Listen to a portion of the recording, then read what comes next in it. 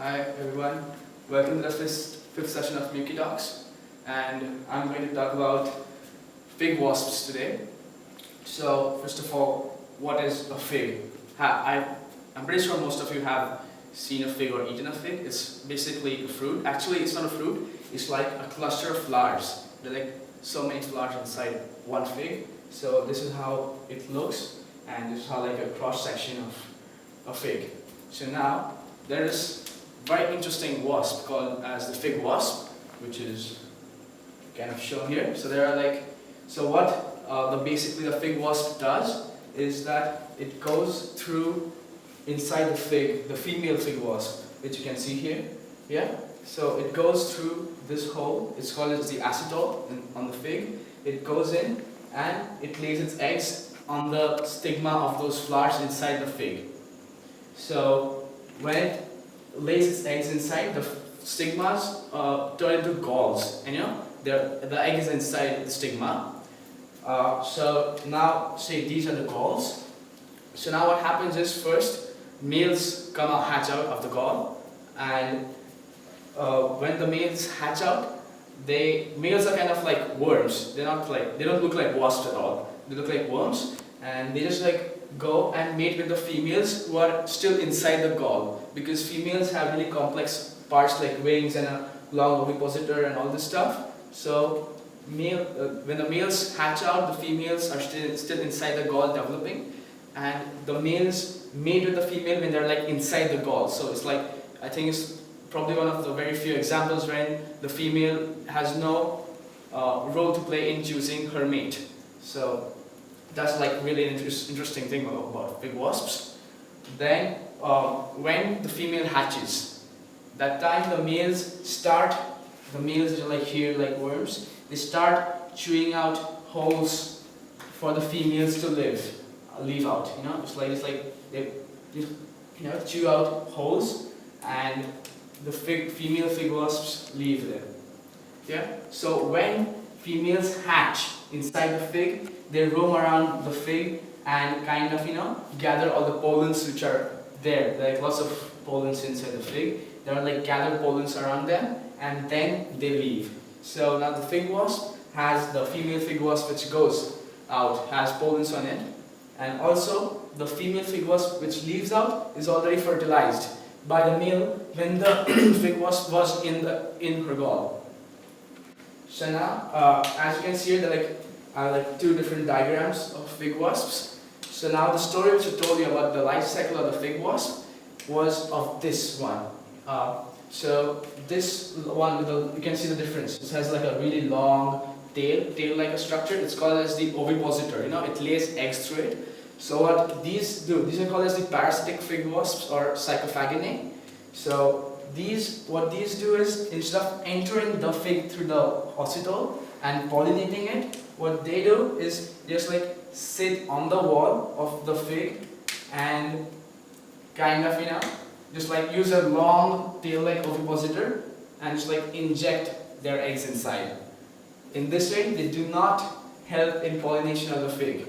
Now their larvae and the males move around the fig, and they kind of feed on the galls of these actual fig wasps. These are called as actual fig wasps because they go inside, they help in pollination, and eventually help in the seed formation of figs. So yeah, then what happens, the interesting thing about the relationship of the parasitic and the actual fig wasp is that when you have the actual fig wasps, if the number of actual fig wasps increases a lot, then you have the parasitic fig wasps coming, and you're kind of controlling their number. So that's what will happen is that lots of actual fig wasps, you will have kind of all the stigmas turning into galls, and the stigmas which do not turn into galls, as in the stigmas in which the fig wasps don't lay their eggs, those turn into the seeds, which are actually the seeds of the fig. So then, so these parasitic fig wasps kind of help controlling the populations of the actual fig wasp. there's kind of a symbiosis between the actual fig wasp, which helps in pollination, and the fig. And there's this third party which is a parasitic, but it helps in maintaining the symbiosis and not letting it go off balance.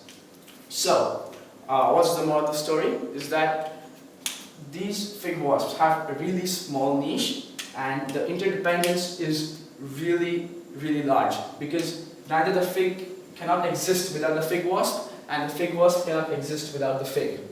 And the really cool thing about the fig wasp is there are so many different species of figs, and each and every fig species has its own different species of fig wasp. So say in a particular area there are 1,000 different species of fig trees, there will be 1,000 different species of fig wasps. So they have one particular fig wasp for them. Yeah, and when they go, so when the males inside the fig, they never leave the fig. Okay, they're restricted their whole life. They're born in the fig, they die in the same fig. They don't leave out. But the females, they come inside the fig, they lay eggs, they get mated by the male, leave the fig with pollen grains, they enter another fig of the same species, go inside, then they kind of pollinate the fig as they're laying eggs, and then they die inside the fig.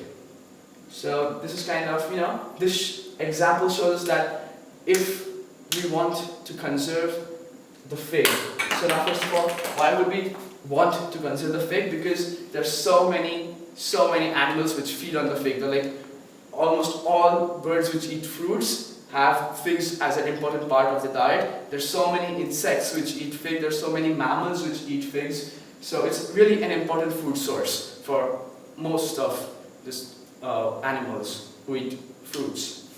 So it is really important to understand the relationship between them and help conserve fig wasps and figs, although they're really small. Fig wasp, the whole fig wasp including the long tail would be less than a centimeter. It's really small.